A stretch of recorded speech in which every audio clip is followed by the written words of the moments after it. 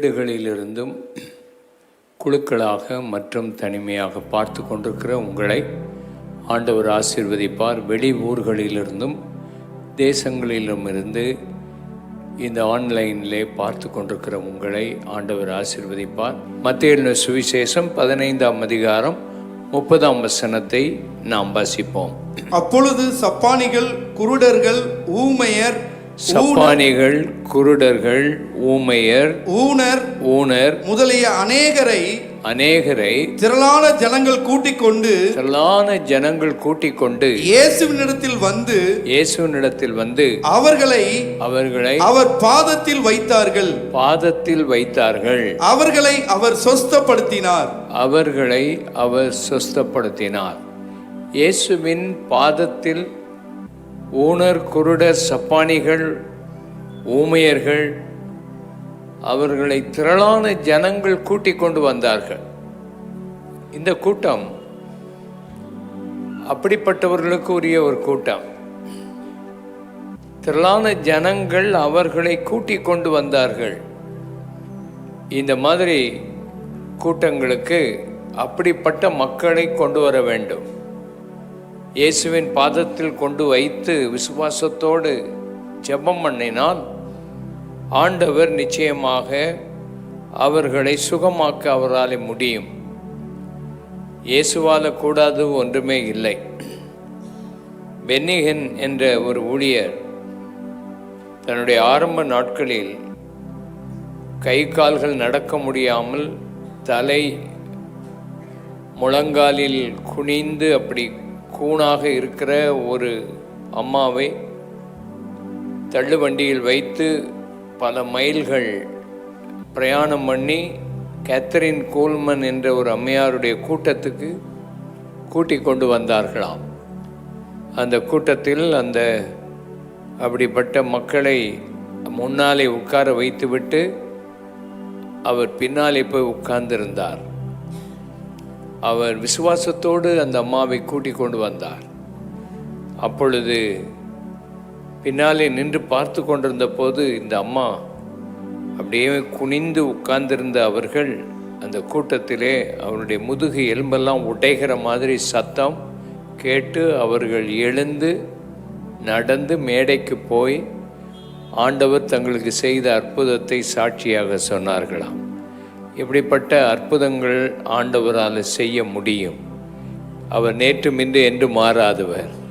நாம் விசுவாசித்து அப்படிப்பட்ட மக்களை கொண்டு வரும்போது ஆண்டவர் அவர்களை சுகமாக்குவார்.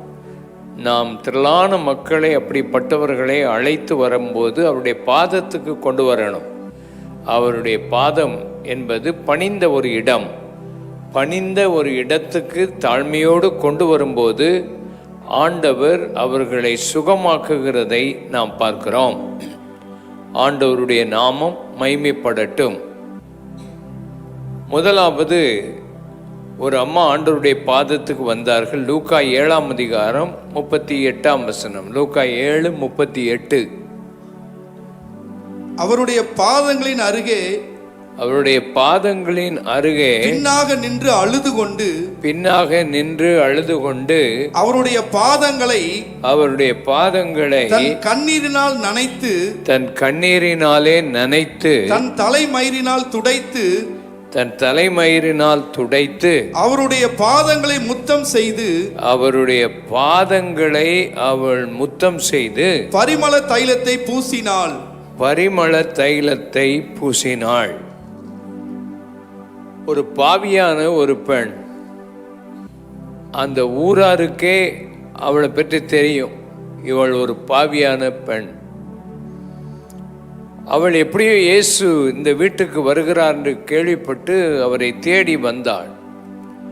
அந்த வீட்டுக்காரனே அவளை பற்றி இவள் ஒரு பாவியான பெண், இயேசுவின் பக்கமாக போகிறாளே, இயேசுவுக்கு இவளை பற்றி தெரியாதா என்று எண்ணுகிற அளவுக்கு அப்படிப்பட்ட ஒரு பெண் இயேசுவின் பாதத்து அருகே வந்தாள்.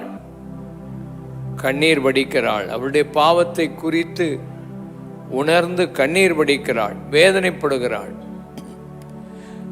அவருடைய பாதத்தில் தைலத்தை ஊற்றுகிறாள். அவளுடைய தலைமுடியினாலே அவருடைய பாதத்தை துடைக்கிறாள். அவள் தலைமுடி எடுத்து அந்த பாதத்தை துடைத்து அந்த பாதத்தை ஓயாமல் முத்தம் செய்தாள் என்று வேதத்தில் பார்க்கிறோம். அப்படி அவள் செய்ததினாலே இயேசு அவளை பார்த்து என்ன சொல்லுகிறார்? 48ஆம் வசனம், லூக்கா 7:48.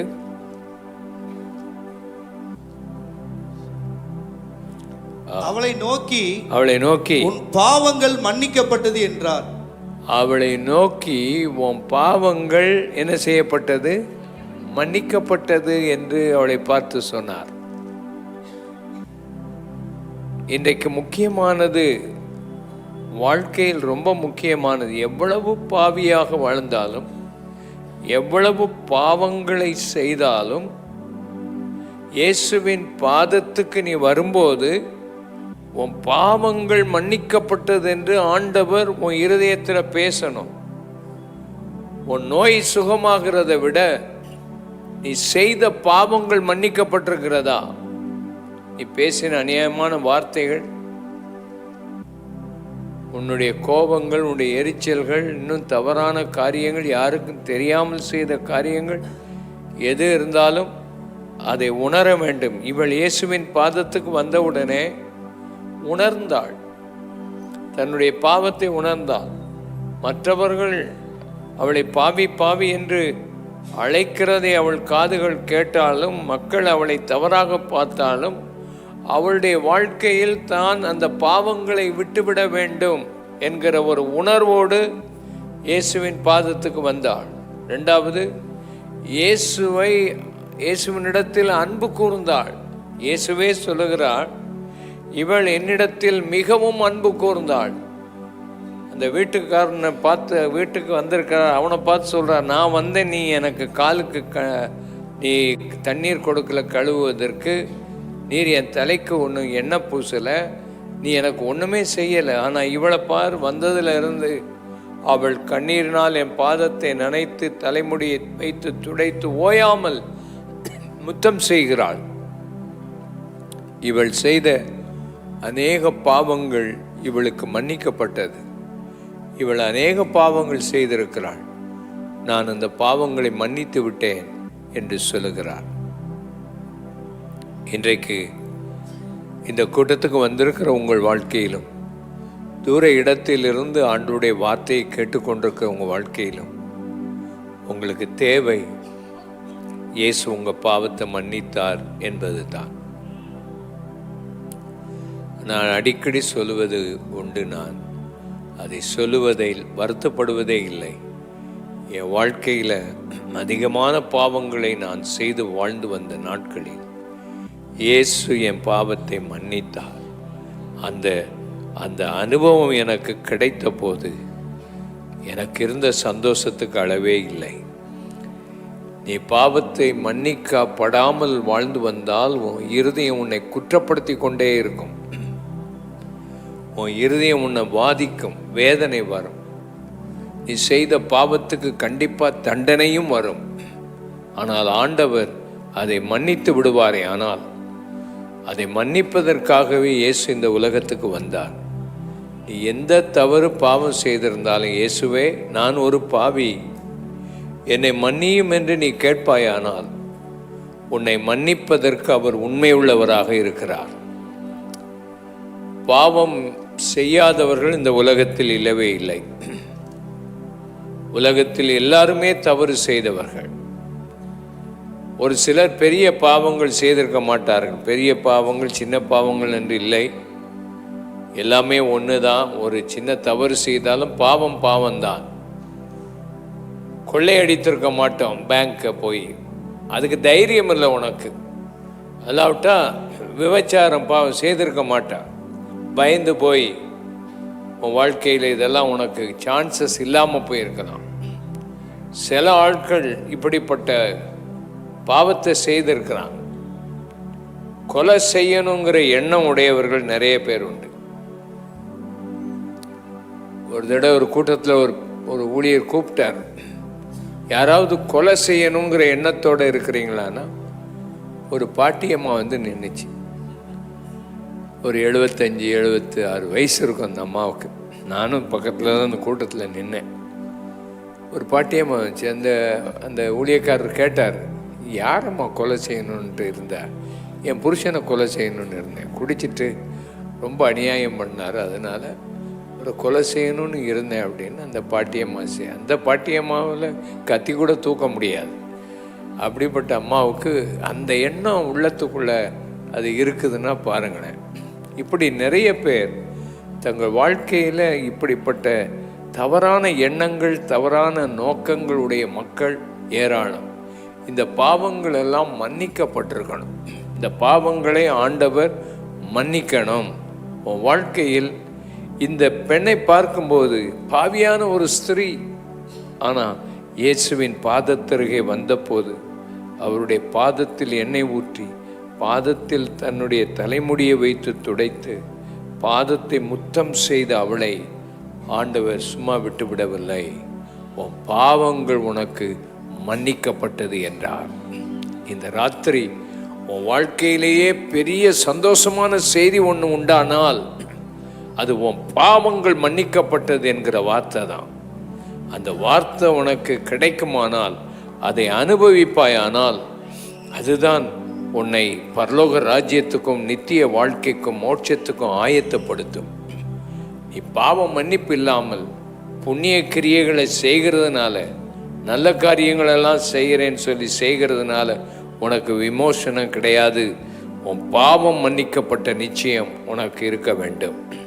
மார்க் 5:22-23 வாசிப்போம். அப்பொழுது ஜெப ஆலய தலைவரில் ஒருவனாகிய யவீரு என்பவன் வந்து அவரை கண்டவுடனே அவர் பாதத்திலே விழுந்து, என் குமாரத்தி மரண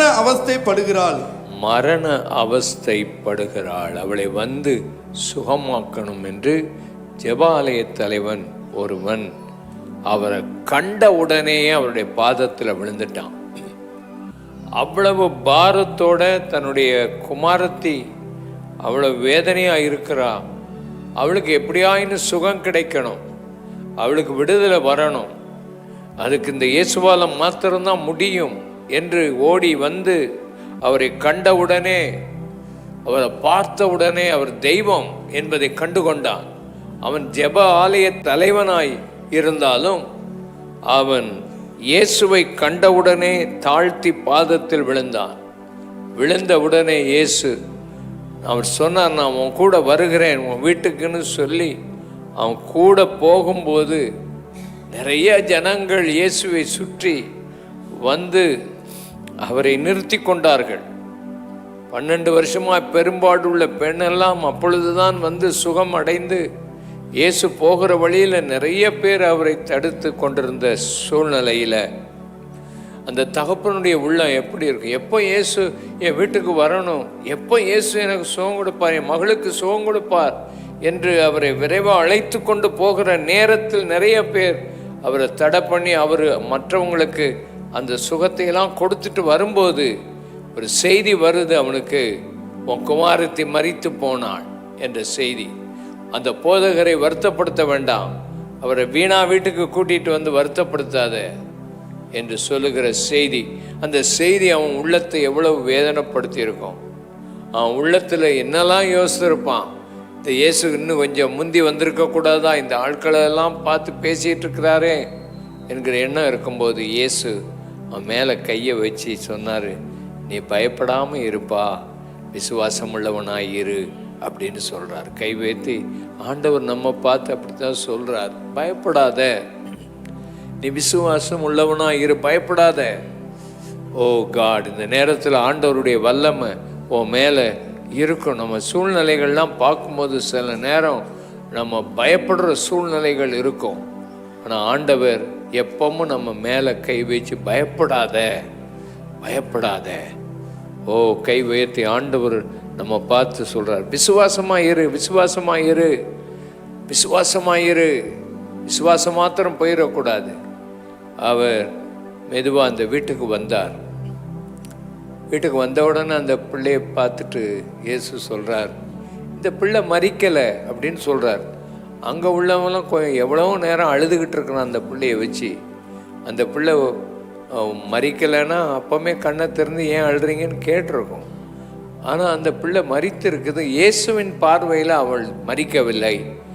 இயேசு சொல்கிறாள் அவள் நித்திரையாயிருக்கிறாள் என்று சொன்ன உடனே அங்கே உள்ள அவிசுவாசம் உள்ள ஆட்களை எல்லாம் முதல்ல வெளியே போங்கன்னு விரட்டிட்டார். வெளியே போயிருங்க, அவிசுவாசம் உள்ளவங்க வெளியே போயிருங்க. உங்களுக்கு தெரியுமா, அவிசுவாசம் உள்ள ஆட்கள் நிறைய பேர் இருந்தாங்கன்னா அற்புதம் நடக்காது. விசுவாசமாக தான் இருக்கணும். உனக்கு அற்புதம் நடக்குதோ நடக்கலையோ விசுவாசமாக இருக்கணும் ஆண்டவர் மேலே. உன் வாழ்க்கையில் ஆண்டவர் அதைத்தான் பார்க்கிறார் நம்மக்கிட்ட. விசுவாசமாக இருக்கிறீங்களா? விசுவாசம் இல்லாதவர்கள் அங்கே வச்சு அழுதுகிட்டு இருந்தால் அந்த இடத்துல எந்த அற்புதமும் நடக்க முடியாது. ஆகினால் அவங்களெல்லாம் வெளியே போக சொல்லிட்டு அந்த பெண்ணை பார்த்து, சிறு பெண்ணே எழுந்திரு என்று சொல்லி தூங்குகிறவளை எழுப்புவது போல கையை பிடிச்சி தூக்கி விட்டு அவள் உயிரோடு வந்து விட்டாள். அவளுக்கு ஆகாரம் கொடுத்ததை நம்ம பார்க்குறோம். அருமையானவர்களே, இந்த இயேசு கிறிஸ்துவின் பாதத்துக்கு வந்து விழுந்த அந்த யவீரு என்ன ஜெப ஆலய தலைவனுடைய வீட்டில் ஆண்டவர் இப்படிப்பட்ட அற்புதத்தை செய்தார்.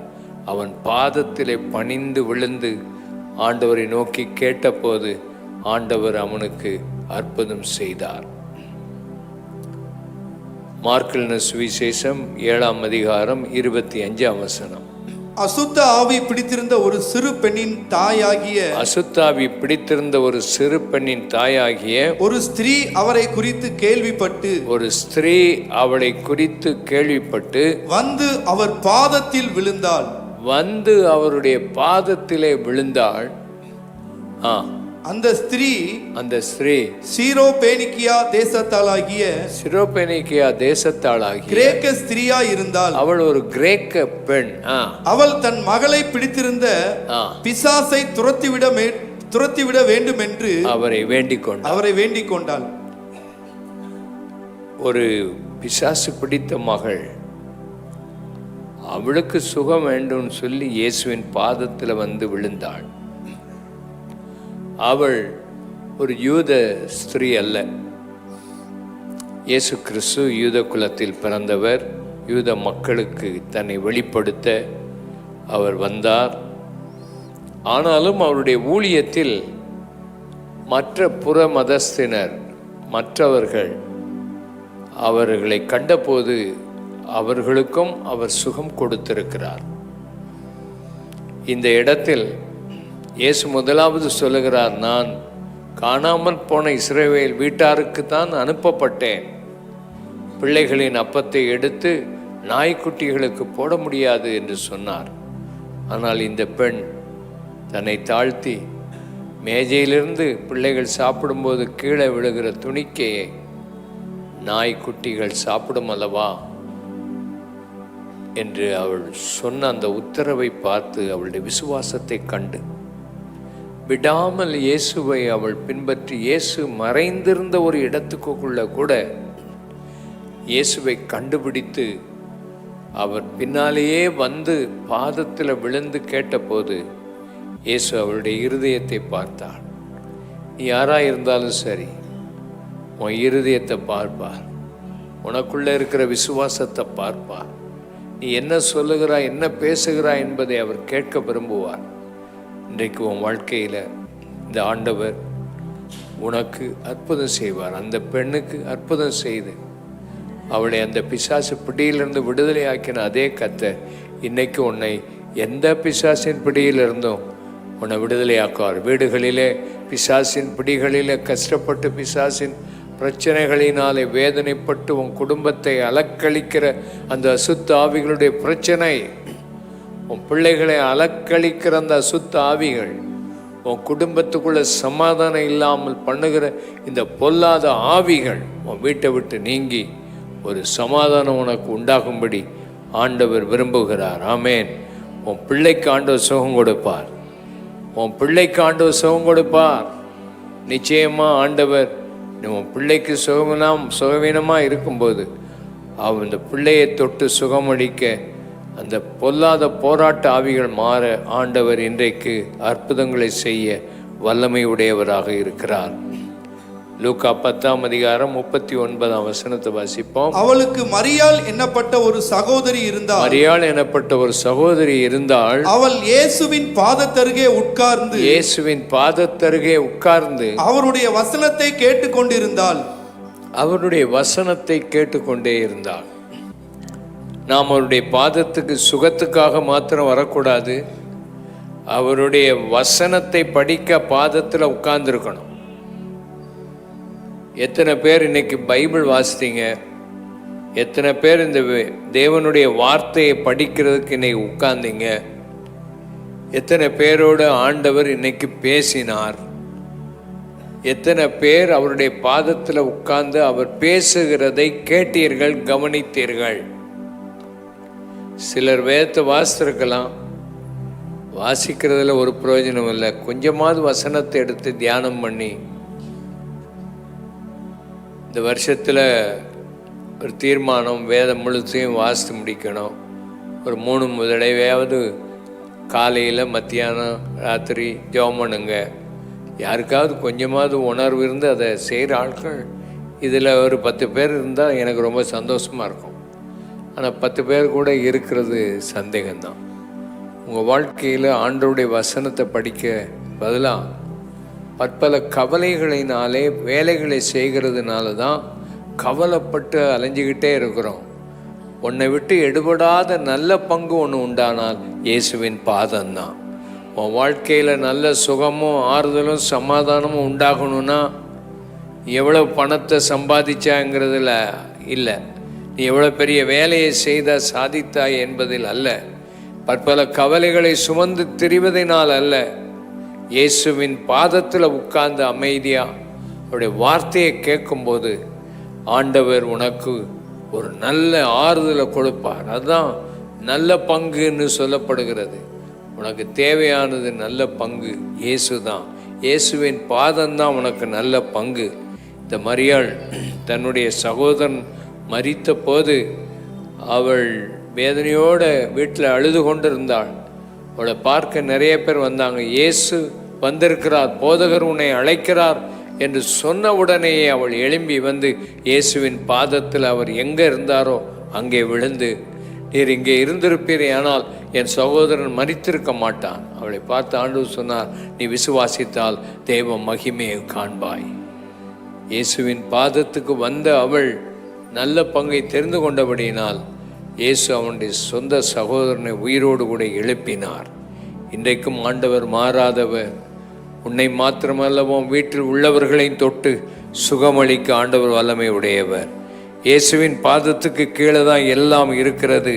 எபேசியர் 1:22 வாசிப்போம். எல்லாவற்றையும் அவருடைய பாதங்களுக்கு கீழ்ப்படுத்தி, எல்லாவற்றையும் அவருடைய பாதங்களுக்கு அவர் கீழ்ப்படுத்தி, எல்லாவற்றையும் எல்லாவற்றாலும் நிரப்புகிறவருடைய நிறைவாகிய சபைக்கு, சரீரமான சபைக்கு அவரை எல்லாவற்றிற்கும் மேலாக தலையாக தந்தருளினார். ஆண்டவர் தலை எல்லாம் அவருடைய பாதத்துக்கு கீழே இருக்குது. ஆண்டவர் சொல்லியிருக்கிறார், சாத்தானை உன் பாதத்துக்கு கீழ்ப்படுத்துவேன், சாத்தான் உன் பாதத்துக்கு கீழே நசுக்கப்பட்டிருப்பான். இன்றைக்கு ஆண்டவர் உன் வியாதிகளை நீக்கி உன்னை சுகமாக்க வல்லமையுடையவர். கண்களை மூடி நாம் ஜெபம் பண்ணுவோமா? ஜெபம் பண்ணுவோம். இயேசுவே, உம்முடைய பாதத்துக்கு நான் வருகிறேன். முதலாவது என் பாவங்களை எனக்கு மன்னியும். உன் பாவம் உனக்கு மன்னிக்கப்பட்டது என்று நீர் எனக்கு சொல்லணும். எனக்கு அந்த நிச்சயத்தை தரணும். இன்றைக்கு அந்த அனுபவத்தை எனக்கு தாரும். வீடுகளில் இருந்து கேட்கிறவர்கள், டிவி மூலமாக கேட்கிறவர்கள், தூர இடத்துல ஆன்லைன் மூலமாக, யூடியூப் மூலமாக பார்க்கிற ஒவ்வொருவரையும் ஆண்டவர் இன்றைக்கு உன் பாவத்தை மன்னிக்க போகிறார். உன் வீடுகளில் நீ இருந்து கேட்டுக்கொண்டிருக்கிற நீயும் இன்றைக்கு இயேசுவே என் பாவத்தை மன்னியும், என் உள்ளத்தில் வாரும் என்று, எனக்கு பாவம் மன்னிக்கப்பட்ட நிச்சயம் எனக்கு வேணும், எனக்காக வேண்டிக் கொள்ளுங்கள்னு சொல்கிறவங்க கை வைத்து காண்பீங்கள். சீக்கிரம் எங்கே இருந்தாலும் இந்த இயேசு என் பாவத்தை மன்னிக்கணும் ஐயா, எனக்காக ஜெபம் பண்ணுங்கன்னு சொல்கிறவங்க கை வைத்து காண்பீங்கள். ஆண்டவர் உங்கள் பாவங்களை மன்னிப்பார். இந்த வட்டாரத்தில் இருக்கிறவங்க எத்தனை பேர் இயேசுவின் பாவத்தை மன்னிக்கணும்னு சொல்கிறவங்க கை வைத்து காண்பீங்கள். வீடுகளில் இயேசுவின் பாவத்தை மன்னிக்கணும்னு சொல்கிறவங்க கை வைத்து காண்பீங்கள். கை வைத்து நீங்கள் ஒரு நிமிஷம் எழுந்திருங்கள். ஆண்டவர் உங்களை ஆசீர்வதிப்பார். எழுந்து நின்று உங்கள் கையில் அந்த எண்ணெய் பாட்டில் உங்கள் கொடுத்துருப்பாங்க, அதை எடுத்துக்கொண்டு முன்னால் வாங்க. உங்களுக்காக ஜெபம் பண்ணுவோம். பாவங்கள் மன்னிக்கப்படுவதற்காக ஜெபிக்கிற நேரம். முன்னால் வாங்க, ஆண்டவர் உங்களை ஆசீர்வதிப்பார். கை வைத்தினவங்க சீக்கிரமாக முன்னால் வாங்க. ஆண்டவர் உங்களுக்கு அற்புதங்களை செய்வார். பயத்தோடு பக்தியோடு வா. ஆண்டவர் உன்னை தொட்டு ஆசீர்வதித்து உன்னை விடுதலையாக்குவார். நான் சொல்கிற ஜெபத்தை சத்தமாக சொல்லுங்கள்.